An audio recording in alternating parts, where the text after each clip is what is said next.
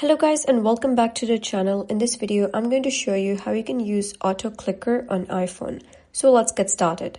First of all, you're going to head over to settings and then you're going to scroll down and click on accessibility. And then you're going to scroll down again under physical and motor.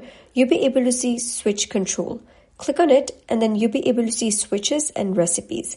So you're going to click on switches. Right now it is 0. You're going to click on add new switch and then you're going to click on screen. And then you're going to click on full screen, scroll down, and you'll be able to see all of the scanner and navigation options.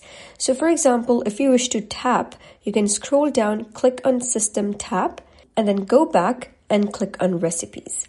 Here, you're going to click on create new recipe and click on assign a switch, click on full screen, and then you can simply select any of the actions you want. For example, if you want to set a custom tap gesture, you're going to click on custom gesture and you can simply type anywhere on your screen you want. For example, I'm going to tap on here like this.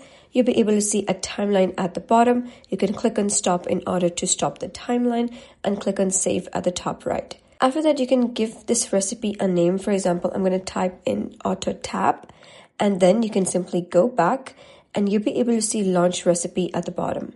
Click on launch recipe and click on auto tap and then go back to accessibility in order to test your auto clicker. Scroll down and you'll be able to see accessibility shortcut.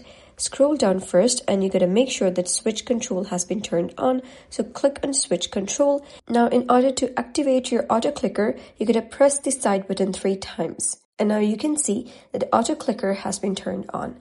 And that is basically how you can use auto clicker on iPhone. So if you found this guide helpful, give it a thumbs up and don't forget to subscribe for more helpful tutorials. I'll see you in the next video.